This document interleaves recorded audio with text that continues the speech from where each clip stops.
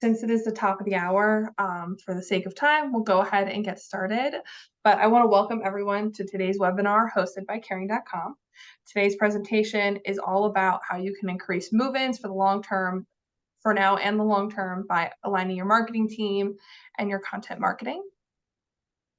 As we begin today, I want to cover a few housekeeping items for today's webinar.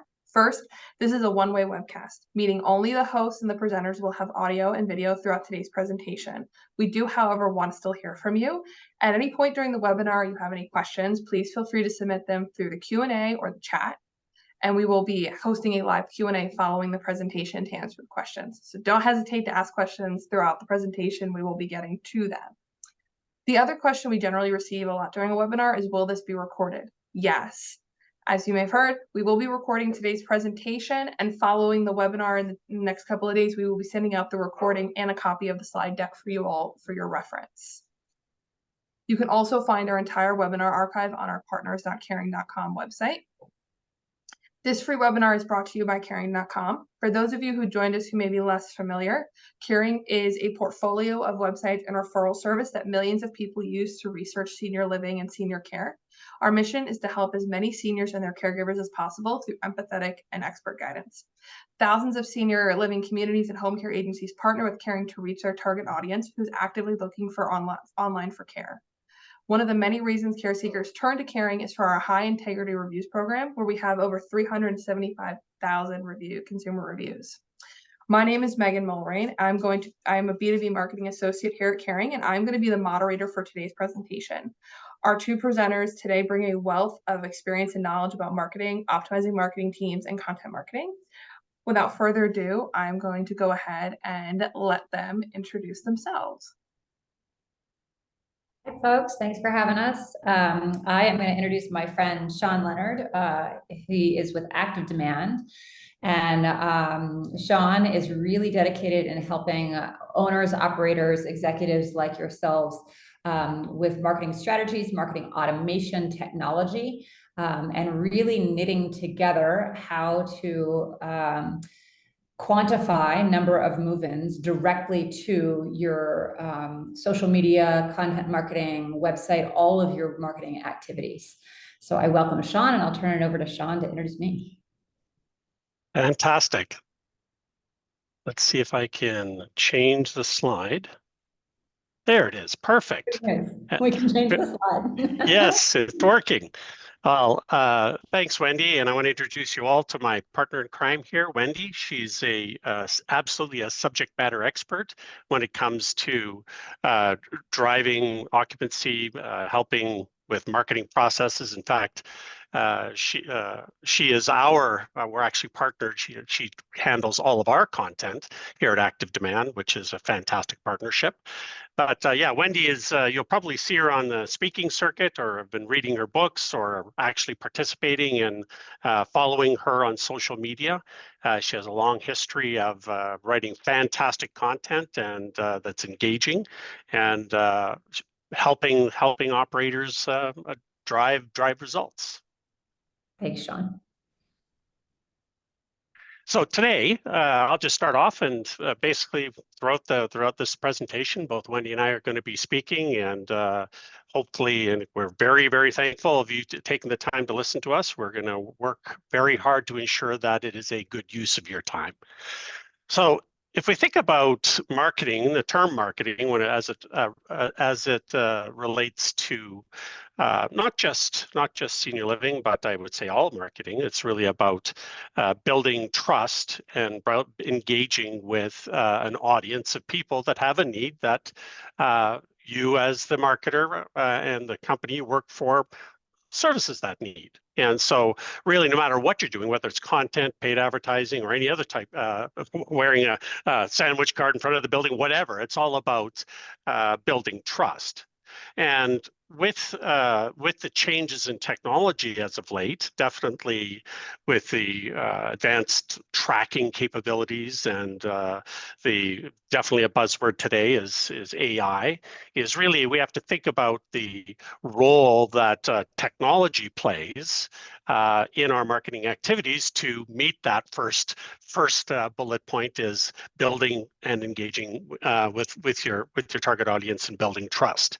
So really, it's a case that with this new environment, really, hopefully today we're going to be able to provide you some insights from your peers, but also some good strategies and things to think about and that are actionable going forward, related to specifically content marketing, being able to measure it and execute, et cetera. So together, really, the idea here is, I think that number one is being able to connect the dots between producing fantastic content, the role the content plays in the overall process.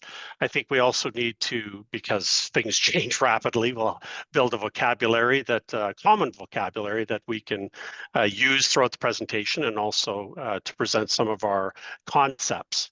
And really, the end of the day is that it's about measurement. We don't have unlimited budgets and definitely don't have unlimited time. So it's the case that ideally we can come up with some good KPIs and measuring tools for measuring the effectiveness of content marketing. And we've also done some surveys, and we've surveyed your peers, and we have some fantastic insights as a result of those surveys that really, end of the day, is that give some insights into what others are thinking about with regards to the right tools, the right processes, and the right support to get better marketing outcomes. So I'll pass it over to Wendy. Great, thanks, Sean. So I always like to start these lectures by really getting clear on what the challenge is. So when Sean and I conducted our studies, we found that out of 100 senior living owners, operators, executives like yourself, only 3 could rightly connect the dots between all the content that they were producing and actual move-ins. Only 3, it's 3%, right? So we figure, well, we could do better than that. These were the 3 actual quotes from folks who got it right. So one senior living executive from Ocean Township, New Jersey said, marketing drives traffic to our website and contact us form. Follow up from the contact form directly correlates to move-in outcomes. So it's, the vehicle is driving from point A to point B to point C, and they can make that connection via follow-up calls and admissions. The next one that got it right was out of Humboldt County, California. And she said, we ensure quantifiable success by gaining a deep understanding of audience needs. I personally love that. If you've attended anything else from Big Buzz, you know that I'm all about collecting the data first. So I love that she's doing that. And then she says orchestrating content and then using data analytics to directly link content marketing to real business results. And it sounds like she makes it sound really easy, right? Where it's like, yeah, okay, so you run the marketing and then you look at the analytics. I was in a 90-minute meeting yesterday with a client who was trying to share with me how they were measuring.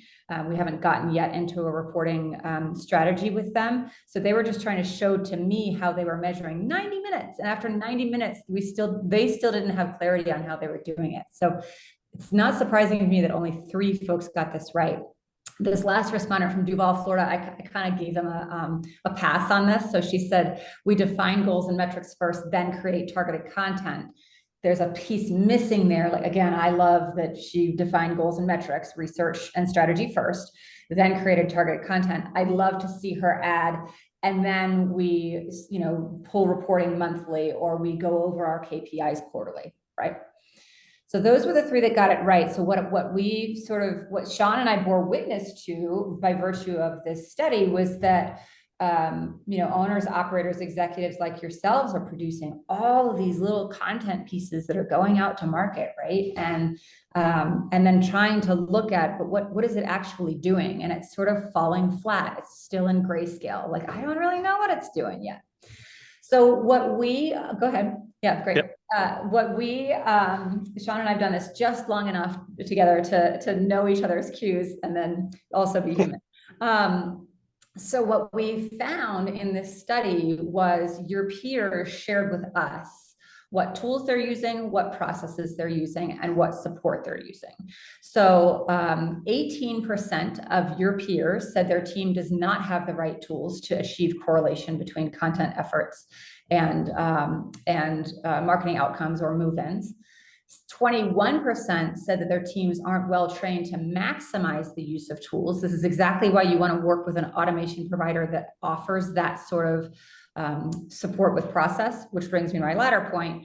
The third sort of missing element that your peers pointed out was 23% indicated that they don't have strong outside support to really maximize that correlation. And I just want to add here quickly, I purposely made this my backdrop because what we're talking about here is a very small part of what I refer to as the marketing swell. So if this is the marketing swell, all your awareness marketing is happening up here at the top of the wave. Your nurture marketing is happening down here. How do I get my finger in the right place? There we go.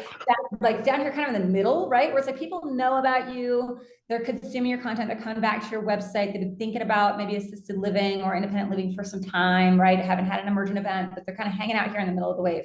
We want you to drop in to the wave, as it were, down to like getting people like intentional and deliberate about seeing you. And there's a whole litany of other things besides content that makes that happen. Sean and I had a long conversation about that before this session. So I just want to point out that we're sharing with you sort of the middle of the wave, but there are there's of course this bigger picture of this swell. Fantastic. Yes, back over to you, Sean. Yeah, and so I'm just going to talk a little bit about the concept of content marketing. And one thing is, I would say that everybody that we've engaged with, whether they had a well-defined strategy and a well-defined measurement criteria, everybody's in agreement that content is a key part of a demand generation effort, specifically in where there's a longer process of longer engagement time to make a final purchase decision, like, for example, in senior living. And really, when we think about, so everybody's in agreement, and it's the case people are producing content. And I've talked to some people with fantastic visions on what role the content plays inside their total meal, if you will, of marketing strategies. But it really comes down to this. It's really about producing content that engages with an audience that helps them make an educated buying decision or build brand trust or brand affinity as a result of dealing with the pace setters or the subject matter experts or thought leaders in specific topics. And so we write blogs, and even when going through the process of interviewing your peers, it's similar. It's like write blogs, get the content onto the website, send emails, post on social, repeat. It's really about driving this content out for engagement, because at the end of the day, it doesn't matter how much effort and how much thought and empathy and all the goals that we have for fantastic content. If it doesn't get to the audience and people are not consuming it, then it's pretty much not playing a role in the overall strategy. And something that, we asked this during our survey, and I'm sure this is something that everyone should be thinking about, or, did you ever wonder if all your content marketing efforts are actually turning to move-ins? And Wendy shared a story where, 90 minutes of investigation, and I've had lots of stories, very, very analytical folks that are really looking at the numbers and trying to understand what content is working and what is not. And yeah, at best with this, a lot of the traditional strategies, it comes down to inference, right? And so it's a case that on the survey, we found that 89% of your peers said they have a clear documented process for content marketing that is followed by all. And it's a case that 92% said that their organization publishes content content marketing that makes them stand out from the competition. So definitely, I think, like I said before, is everyone that we surveyed agrees that there is a role that content marketing plays. And 94% said that their organization publishes content that is generally helpful to their readership. Now, if I really dig into each of these questions, I would argue that we all have very good intentions, and it's great that I think that everybody who's putting the effort into content really does want to genuinely help the buyers in their journey. I argue that it is a lot harder to execute is the reality. So, and when we surveyed your peers, it was the case that they all agreed that the content must be strategic to be valuable, right? Is that I actually had a meeting with one of my clients last week, and Natalie Addis. This is somebody who's with Marquee Health, that's very passionate about content and very passionate about really putting the human into health, and really spends a lot of effort on our marketing. And it's a case that it's in her goal when she's doing content, it's really about helping, right? It's helping somebody through the process, which I argue, whenever you say that, it is strategic, right? It's not just to meet your goals, it's to meet the audience's goals. And it's a case that it arguably, again, this is their comments, is that it serves as a bridge. And I agree completely, is it serves as a bridge between the audience who's consuming, and hopefully makes meaningful connections between the reader or the audience of the content and the brand, of course, producing the content. And it's a case that, and this is reality too, there's many forms of content. It isn't just writing blogs. I've seen some fantastic videos. I've attended some brilliant podcasts where people are sharing some very good insights that are meaningful and learning. And there's also events like this, which are webinars, right? Live engagement.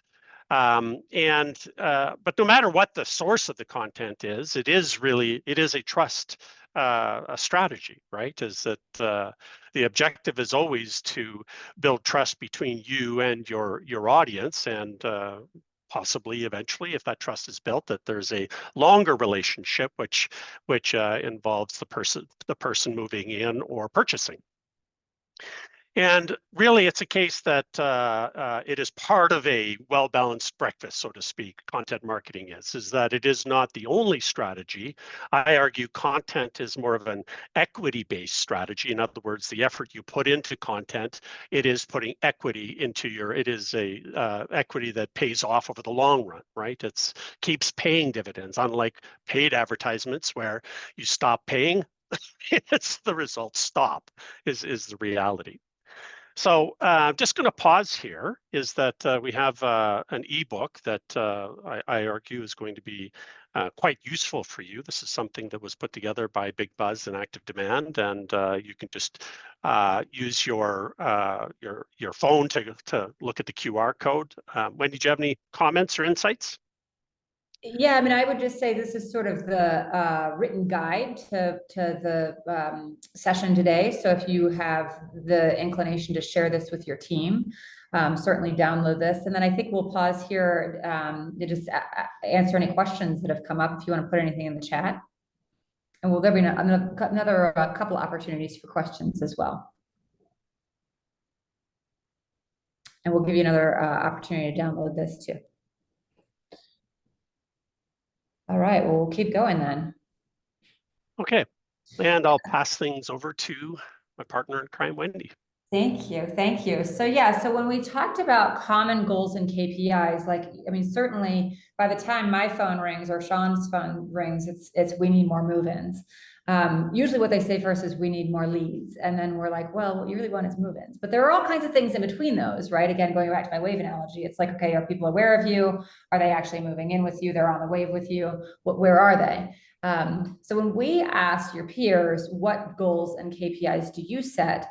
More than 90% talked about increasing awareness. improving employee retention, which I think is really emerging like since 2020, where we've just seen such a huge need for recruitment marketing and employee retention, internal marketing. So I'm glad to see that your peers have that on the radar. It's really, really critical that you take right action in marketing to make that happen. It's not just, we have a great culture and they will come. And then thirdly, they talked about, Oops, sorry about that. no worries. Thirdly, they talked about improving resident satisfaction, of course. And then more than 80% indicated an eye on, of course, driving occupancy and generating net new leads. And then again, this is where recruitment efforts came up.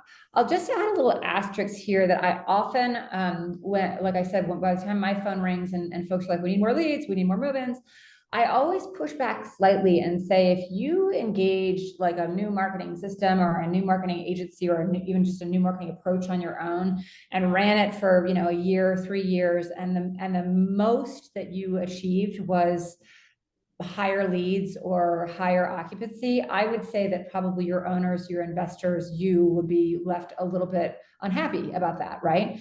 But usually it's a stability goal, stability in revenues or profitability. We are at the end of the day in business to make profit and of course, equally be good to our residents, but it is a business factor, right? So I just encourage you as a team to look closely at like, what is the real long-term goal? Is it in terms of revenue or profitability, is it a stability goal, a growth goal, or a scaling goal? Like, do you want to catch behemoth wave after behemoth wave? My light is going down. I'm now in the dark, but don't worry, I'm still on. But like, does your organization want to like open one large location after the other? Are you in scaling mode, or are you just in let's not drown mode? And that's okay too. Lastly, 74% of respondents mentioned they aim for nurturing current leads to become more intentional about touring. And again, that's the middle of our wave, right? That's where, you've dropped in, you're aware that you're inside of a wave, but you're really trying to get the attention of sort of the people on the beach, if you will, right? And you're trying to drop all the way in. So you're nurturing them to become more intentional. That's where content comes in. I'll have you switch the slide. I'm going to see if I can get my lights back up. I think it's a motion detection thing. So if I sit still too long. All right. We're sitting way too still. So to drill down from high level goals, 81 to 90% of survey respondents also mentioned increase in website traffic. This is a really great way to measure awareness, right? That top of the wave, top of the funnel awareness. Increased leads added to the CRM. Can be a really great way, moving to the third bullet, to measure marketing qualified leads. And with a system like Active Demand, I don't get anything for making a plug here. I'm just saying, like, we use Active Demand, and I could go into my system right after this and see exactly how many leads were added to the CRM, exactly how many are engaged in my marketing. And then, if I'm in a position to have my team, start doing some outreach in terms of sales qualified leads, I could find those avid readers. I could find those who, are really, really engaged and who are ready for a conversation. And boy, that's marketing power. And if I get confused about how to do that, then Shay over to Active Demand does it for me, which is what I love. What I love about it. Anyways, so then this all becomes Technicolor, right? It all comes into a little bit more of a colorful viewpoint where it's like, okay, I can see that we, sort of this orange trend upward of the content that we've published over the last, say, 4 or 5 quarters. And because I've got the right systems, tools, processes in place, I can see exactly what it produced, and I can identify gaps, and then I can close gaps. I can also identify opportunities, and I can capitalize on those opportunities. It's, in a way, it's sort of basic marketing, but I think we have, as marketers, we have so much data at our fingertips that it gets just plainly overwhelming.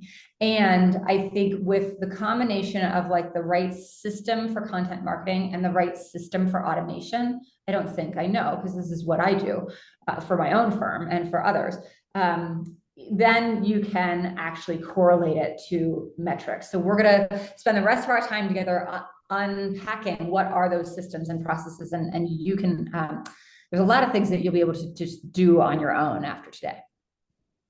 Fantastic. Yeah, and it's a case that back at the beginning, I'd commented on uh, uh, the changes in technology that are making things possible, and what role does technology play in something as personal, I argue, as content marketing, right? Because when somebody's writing something, this is from their heart, this is their person writing. And so what role, the good question is what role does technology play in the story?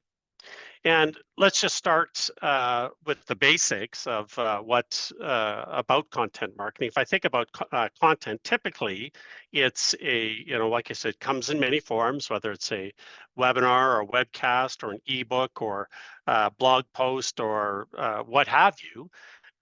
In my company, what we focus on with the content is that its goal is to get somebody to the website.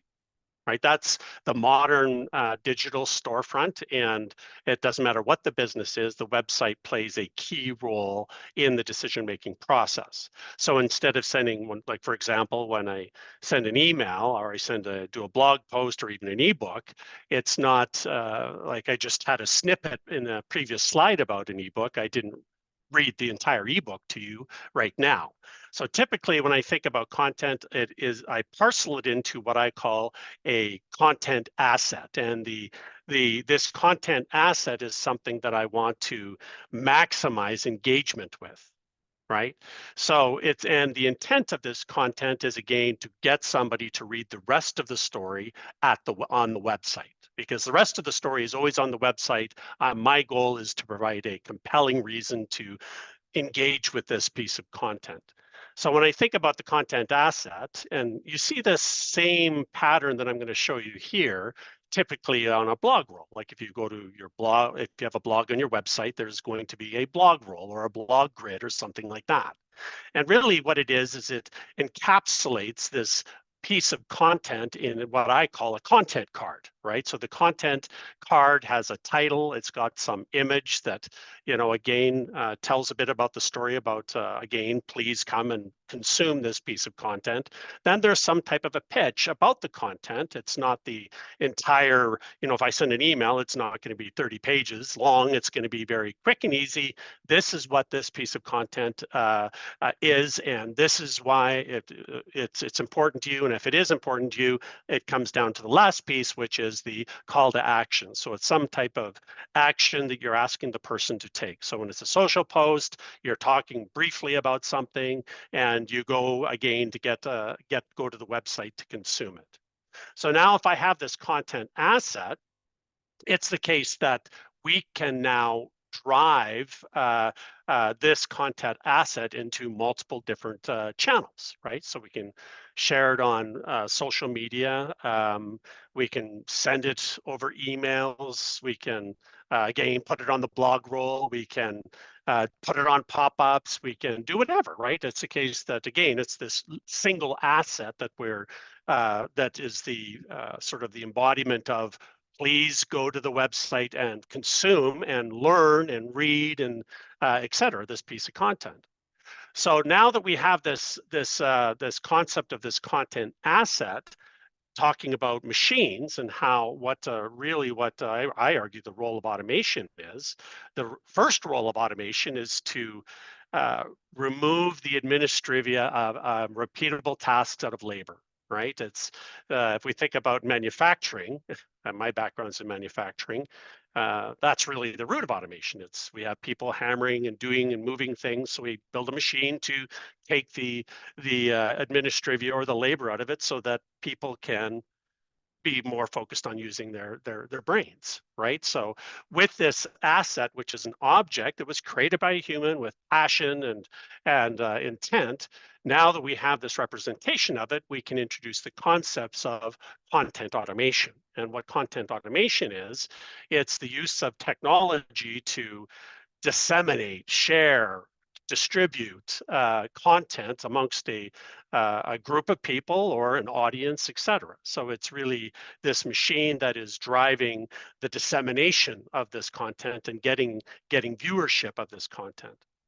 So really, if we think about this from a high level, it all is always driven by the content. There's no machine in this story writing the content. But when a piece of content is created, it's encapsulated in a card, as we call it. And then whenever a card enters into the system, this drives the automation engine. So the automation engine, what it will go do is, just like I mentioned, is it will go maybe it creates social posts, maybe it automatically sends newsletters, or maybe it fills content libraries for those that have multiple communities, and they have people on the ground that are trying to build a personal brand for a specific building. This gives them, again, fuel to draw from to drive engagement at the local level. So it's a case that really now if we do use the machine or machines to disseminate the content, the nice side benefit, and this actually happened in manufacturing too, is that there's now tracking, which was never possible before. So with the advancements in technology for content automation, literally, not only are you able to disseminate the content using the automation, but the machine will also track on a per person basis what content is being consumed and how they are consuming it, right? So whether they're looking at it on a blog, engaging with social media, et cetera, it all comes down to, it isn't a stat. As soon as we start thinking about stats and treating people like stats, the human is left behind in the marketing strategy. So end of the day, though, is that if we are able to get the content to the audience and be able to see exactly which content is being consumed by who, then it enables us to do more sophisticated things like adaptive content, or really drilling back to if somebody consumed a piece of content and then they move in, it's a one-to-one connection. So really, the engine is really I know it sounds like machine, but it's the people writing this, very well researched. In fact, some of my clients are, they get clinician reviewed content. They take the content very seriously. But once this content is created, it's getting this content in front of as many eyes as possible. So it's a case that the content can be driven from one location and then through automation, disseminated across multiple communities. And that can, again, using automation, drive social engagement on a per community basis. I argue that it's really about building the brand for each of the individual buildings, and it can also, like I mentioned, drive newsletters as well, and it can give content libraries for each of some of the communities. If you have a great in-house marketing program for the community, again, it gives them something to draw from when they're trying to drive engagement. And then, of course, because we're using the machine, the nice thing about the machine is that it collects the information and it collects the data, but people don't consume data. People need that data to be translated into information that is actionable. So it's a case that through this system, it actually collects all of the engagement from across a fleet of communities and centralizes reporting and automates reporting for, again, it's about, like Wendy said, there is a business involved. So it's about being able to provide the information to the right people who can make decisions. So really, stepping back, it's the role, I argue, the machine has in the content marketing strategy is really about getting, the heavy lifting of taking this, heavyweight piece of content and ensuring that it's in front of as many of the right eyes as possible. And again, the content is about, if your strategy is like many of the operators working with us, is to truly help somebody through a journey, then ideally, if you can get it to a person who is in need of that help, it's well worth the effort. And so the machine does the heavy lifting of getting it in as many eyes as possible. It also has the, whether it's driving social media using automation or driving emails, or like I mentioned, being able to give global libraries that people in different communities can draw from. But again, the side effect of using automation in any marketing strategy is that it gives you fantastic insights into the individual buyer journeys. So you can look at any individual who moved in or toured and say, what was their content journey?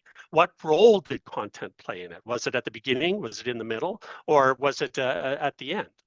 So it's really about, again, doing the heavy lifting for you. Now, how do we measure? And how do we measure success? And I asked that question at the beginning is, does the content effort, is it actually making a difference, right? And I argue that, of course, it makes a difference. Even if you can't measure it, it makes a difference, right? Is that definitely just people consuming the content, and there's easy high-level stats to be able to get on this, that it demonstrates an interest, right? Because I'm not going to spend, if somebody's spending 10 minutes to read an ebook or a blog post or downloading an ebook, they definitely, there's unless your title and your abstract are completely different than the content, it's the case that it demonstrates that this person has a very specific interest. And really, it's a case that their interests should drive what content is served to them. Relevant content definitely drives engagement and builds brand trust, because we're going through the process right now looking for a better care environment for my father-in-law. And it's the case that my job hasn't changed. I still am busy every day, and same with my wife. And it's a case that we're just like everybody in the same position, is we're in need of help, right? And those that give us the help, we remember. That's a certainty. And so traditional measurement of content performance, and I was at Smash this last year, and I hosted a roundtable discussion regarding AI and the data and buyer journeys, et cetera. And at the table, there was 3 operators and a marketing agency. And I asked the marketing agency, do you do content for your clients? And they said, absolutely, that's a big part of our strategy. And I said, how do you measure the impact, right? And I'm sure if you've done any content marketing, this is common, right? Is page views, page ranking, maybe keyword search performance, shares, likes, impressions, reach, these types of terms, right? And all of these, I argue, are good data, right? They're good data points. But what is missing with this is the humans, right? These are numbers, right? It's the humans that are engaging in this process. And if you can't connect these individual stats to individual people, right, and understand the role that the content is playing in the journey, I argue you're not maximizing the return on the effort on the content. So if we back to the original statement, is what really matters for the business is typically measurements that we're looking at is tours, move-ins, right? And definitely, I argue it's velocity, right? It's shortening the journeys for folks, right? It is a long journey already, but if it's a case that you can help somebody make the journey in less time, it's better for everybody, is the reality. So now, how do we connect the dots? Because it sounds, yes, Sean, I agree what you're saying is something that would be super useful, but how is it done? And I argue, right, is that we should be able to make the connection directly between every piece of content that is generated and the goals that we have as for marketing, right? So how many goals did this piece of content actually have an impact on, or generate? Even generates a better measurement. How many move-ins, how many referrals? So this is really the goal, I argue, of truly tracking your content engagement and content performance. So really, it's tracking it on a per person basis. It should be the case that you can look at a single contact in your CRM or in your marketing system and be able to say, these are all the pieces of content that that person consumed and how they consumed it. Because if you're able to track this, then you can do what the pace setters are able to do, is do adaptive content. So the appropriate content for this person's journey is presented to them instead of just spray and pray where we just send out content to everybody. I'm sure everybody wants to read this. It's a case that what is the content that is right for this person at this point in their journey. And it's exactly like I mentioned with our system that is definitely is capable. So it's a case that now, with regards to measurement, these are some, for digital marketers, the terms that I'm about to define for you are going to be well known. So, but for those that don't, it's a case that it is going to be a little bit techie here. Now, yeah, this is actually something of the models that Google use with GA4 today, right? As they look at attribution, and when we think about what the word attribution is, it's if we look at a goal or a move-in or a tour, it is what marketing effort contributed to that outcome, right? So when we think about attribution models, there's first touch, last touch, and session. So first touch is really what was the marketing effort that got this person to our storefront the very first time. So it's what brought them to what brought them the very first time they came to your website. What was the attribution for that person? Last touch is, okay, they came to the website, maybe they didn't do anything, they came back later, then they filled out a form. It's that form fill, the first conversion, which we call last touch attribution. So it's a case that if I sent them an email, they clicked the link in the email, went and filled out a form, the email campaign is the attribution for last touch, even though we've been engaged with them for 6 months and they've been on the website already. And then finally, session attribution. And what session attribution is really the attribution for any given event. Right, so they went to the website because of a social post they looked at, and then later they went to the website because it's the actual that session that we're looking at from an attribution model. I argue for measurement of content and the impact it has on your marketing outcomes, it's first touch attribution that is the important one. And why? Is that if we think about the goal of, like I mentioned several slides ago, it's the first goal, I argue, for content is to read it on the website, right? Go to our storefront and get the rest of the story. So if you subscribe to that philosophy, then really the highest impact a piece of content can have is it did bring somebody to your website for the very first time. Arguably, it plays a strong role throughout the entire journey, but if I'm measuring impact, this is indisputable, right? Is that if they read this article or looked at the social post and it was the first time they came to the website, and then they moved in 6 months later, I can actually give the credit to that piece of content.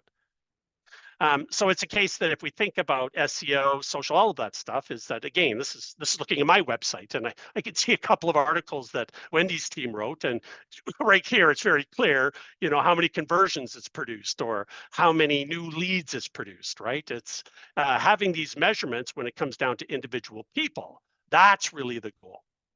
Now, when we surveyed your peers about technology and the use of technology in the content marketing strategy, it's the case that definitely across the board, these are the three things that came out of the surveys. Is one, they all agree that whatever the technology is, it should be easy to use, right? And it reduces effort and doesn't increase effort. And number two is that the technology helps you deliver your voice, right? Is that it's and the company that you're dealing with is helping you with that process. And then definitely the number three, and this is something that Wendy alluded to earlier, is that really at the end of the day is that it's got to be it's just like the content, it's got to be something that you can adapt to your goals and get the data flowing to the tools that you're currently using. And then there's a bigger story, of course, right? Is that if the tools add to the rest of the story, fantastic is the reality. Wendy, I'll pass things over to you now to. Sure, yeah, thank you. And I also popped into the chat the link to this ebook that Sean featured earlier, and then I'm going to feature a couple of ebooks as well. So you've got all the links in the chat. So we'll keep moving forward here. Right, so I'm going to set you up with right processes that you can start implementing right away. So first, in looking back at the data that we gathered from your peers, we uncovered this marketing flywheel. So I'll just let you take this in for a moment. I'm not going to read it to you. But the 25,000 foot view of this is that your peers see that a portion of this is handled in-house by the team at the senior living property. And a portion is handled externally by a oh, you know what? I didn't send it to everyone. Thank you, Jessica. Let me send that to everyone. There we are. And then a portion is handled by an outside agency. Carry on. And so this is just an example that I'm going to run through from an actual client that we work with. The goal of the content marketing, and again, I'm only in the middle of the wave right now, just on content marketing. Just the goal of the content marketing is to position Inland Christian Home, a senior living organization, as an industry expert and thought leader. What will that do? That will increase brand awareness at the top of the funnel, or wave, right? It will create awareness of the offerings. And then when we keep at it and we keep nurturing folks, down into the wave with you, then it's going to increase revenue. Next slide. So this is what a content path looks like. We've been talking a lot about funnel. We've been talking a lot about different areas of automation. There are essentially 4 areas of the conversion process, reading left to right. On the dark blue boxes here. There's awareness, again, at the top of the wave. There's consideration in the middle. Then there's decision, which is where you're surfing right down here in the barrel. And then there's monitor. That's keeping your current residents and family members happy. And you can align each one of those with a particular measure, with a particular business objective, particular content type, and you should, so that you're very, very clear on exactly what is the call to action in each one of these and what do we expect as a measurement, so that when you pull it up in your automation data, you could say, did we or didn't we? You're not just looking at a bunch of numbers going, I think it looks good. So the definition of content marketing, as Big Buzz calls it, is insightful articles or blog posts helping to explain a complex senior living related question. What you deal with every day is very, very complex to your family members and potential residents. It positions your community as a reliable expert. It includes all the search terms, takes a standard, offers a big aha moment. Again, I'm a big proponent of not littering the internet, like we're putting out content that really is going to impact these people and make a big difference for a decision-making process that they're in. And content blogs never, ever contain an offer, discount, or promotion. It's worth saying again. Content, insight articles, blogs don't contain an offer, discount, or promotion. It could contain a link to your website. But to Sean's point, what you're really trying to do at this, your main aim here is to position your community as a thought leader in order to gain trust before the first conversation even happens. And the minute that you introduce any kind of promotion, you've lost trust. There's a time and a place in the funnel for promotion. It's not here. And then in our case, each piece of content is typically about 500 words in length. Excuse me. I suggest that you take a screenshot of this. These are AI guidelines that we've put together for our team. Yes, you can use artificial intelligence to generate content. The robot will come up with what we call in the industry the crappy first draft. Do not publish that, please. I know that none of you are. But this is a really good checklist that we actually turn over to our writers to say, your piece isn't even ready for internal review until you've followed all of these checkpoints, because you'll get a junior level copywriter who plugs it into ChatGPT and turns in something that is just a robot. We don't want any of that out in the market. So take a screenshot of that. You'll always want to align your content with your brand archetype. So in this case, there are 60 different possible brand archetypes or personalities that your brand might have. Next slide. For Inland Christian Home, their brand archetype is the caregiver. Not all senior living organizations are the caregiver. I know of one that is the Maverick, just offhand, but this begins to give your designers, writers a feeling that they can then convey to their target audience.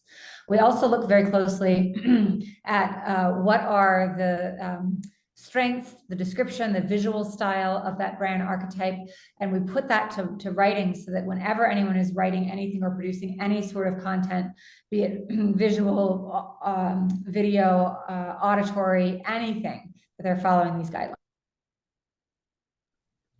We spend a fair amount of time with our client teams, and I suggest that you do this too, really brainstorming and aligning on who is our target persona, who is the one person that we are writing for. For Inland Christian Home, her name is Jane.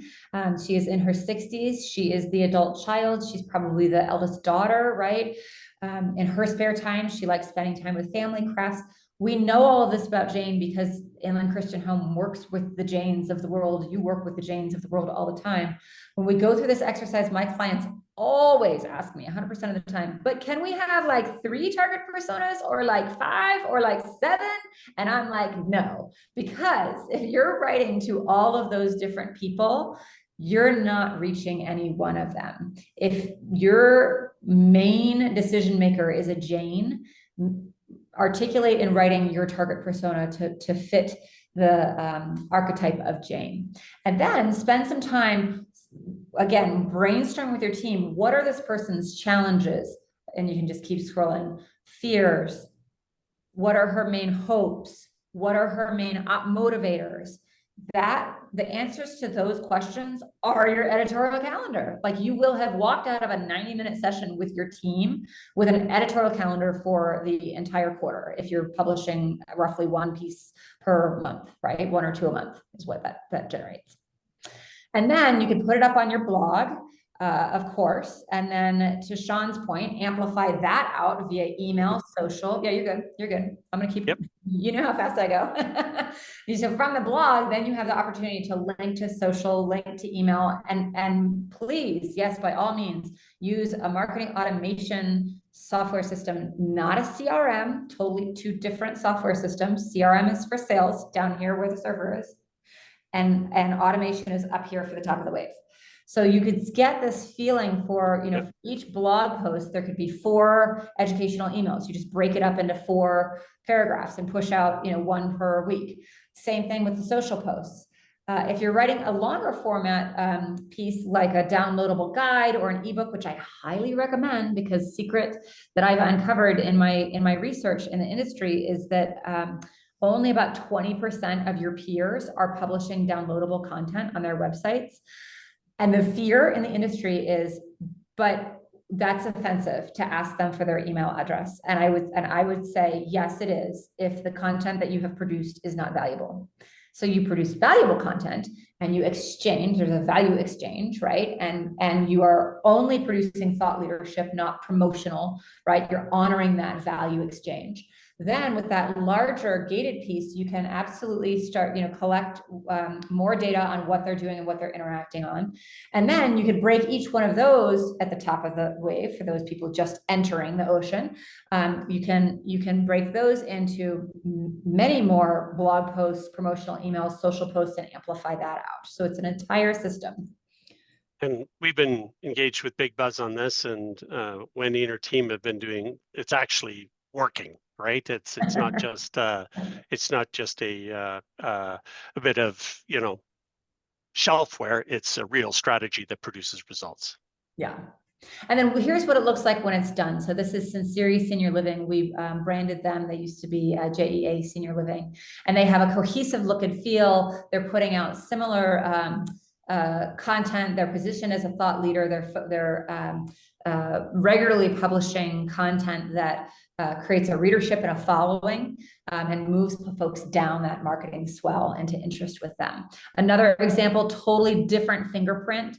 Krista Senior Living, again, publishing thought leadership for a very specific target persona that's different than Inland Christian Homes, and that really showcases their offerings. And then the last one that I'll share with you is Cedar Sinai Park, up in the Pacific Northwest, again, with the right data in hand, having surveyed their residents and family members and really gotten down to the heart of, like, what does this 100-year-old organization really stand for? It becomes very evident through all of their marketing. And then I have put, finally, and thank you to the person who reminded me that I didn't send that to everybody. I've sent to everyone the links to the ebooks. We have about 5-6 minutes left here, Sean, so I'm going to turn it over to you and bring us home. Okay, thank you. Definitely some great content in those ebooks. I definitely recommend downloading them, and it comes down to the right support, because technology, there's always there is a bit of you have to learn, right? It's a tool, and it's a case that making the right choice on technology involves many factors, not just what the whiz bangs and widgets that it has. And through the survey, we found in the data that the majority of the operators are having staffing issues, right? And it's a case that large turnover, changes in the marketing teams, et cetera. So really, with that, is they absolutely need to be all the support they can get. And if you're just getting technology that comes with just the technology and not the people to help, then arguably it's going to be a longer battle, is the reality. So it's again, not just communicating with your target audience and their family members, also internally is also another use case. So it's a case that if it's a case that somebody's asking about a specific, the question about technology, first one should really be about what is the support? How are you going to help me succeed with this technology was critical. So what does it look like? And again, with our technology, it's I have a very strong philosophy on building the community in the community. In other words, here in my city, it's a case I can mention many communities that my wife is a physician in senior living, and each of them, even if they're owned by the same brand, they're completely different, right? It's different building, different community, different geographic community. The people who stay there, some of them, grew up in a specific area. I argue it's really about building the community in the community and being able to drive results from the community level. So it's something that folks that are working with us, definitely all the assets can be personalized, even the content on a per community basis. So again, just whether same email campaign as you're seeing here, really it's about the bottom of the email has the specific social links. Yes, we have a goal of every community having its own outreach and engagement strategy. But let's face it, not all of them do. So it should be the case that each email that comes from a community or each piece of content that comes from a community really represents what that community has to offer from a content perspective, as well as social engagement. And then again, being able to report on all of the results is also it. So I will leave it at that. And really, I think I don't want to turn this into a product pitch. It's a case that my company, we sell technology specifically used in senior living to help people scale the marketing operations, get better marketing income, marketing outcomes is the reality. So I think I'm going to switch it over to do the Q&A here. Perfect. Thank you all for sharing all this information. It was really great. I got a couple questions on sharing the slides, the recording. Yes, we will share the slides. We will also be sharing the recording after this, and in the email we'll include some of the links that Wendy has shared in the chat section, so you will have access to all of those afterward. We did get one question in there. I saw that Wendy had answered it, but I figured it'd be good to kind of share with the group really fast. Yeah, I don't know if that went out to the whole group. Go ahead. No, it's okay. So how narrow or broad should your select target demographic be on promoted social posts? Yeah, so I actually, now that I read the question more closely, John, I answered a little more globally for marketing overall, but I think it still holds water. So I would say for promoted social media posts, really focus first on that real narrow target persona, like your Jane, like who is the most likely decision maker for your community. And then once you've built out that campaign, like definitely explore automation systems that can support you in that could support the community and going really deep with the Janes of the world without a whole lot of added effort from you guys. Like really good automation serves up the right content, social media, web marketing, for them to make that great decision. Because the social media posts, the promotional social media posts are really top of the wave, right? Like just look at me, like kind of look, I'm surfing, come look over here, right? And then once we get them to see it, we really want to keep them inside that barrel. And that's where the automation comes in, where it's like, we noticed that you read about memory care. Did you read this part? We noticed that you read this part about memory care. Did you download this? Da, da, da, da, da. Perfect. Well, if anybody has any questions, you can feel free to reach out and answer and ask them. You can reply to the email I'll send out. We're happy to get you an answer to any questions that you may not have asked. But I do want to thank everybody for coming today. If there are any topics you're interested in the future, let us know. There will be a survey that comes up when you leave the West webinar. Please fill it out. Let us know your thoughts. Let us know things you'd want to cover in the future. You can also follow us on LinkedIn and visit our website, partners.caring.com. I want to thank Wendy and Sean, our presenters today. They did a great job. And with that, I want to let you all get back to your commendable work of helping seniors. And I hope all of you have a fantastic day. Thanks, Megan. Thank you very much. Yay, that went well, I think.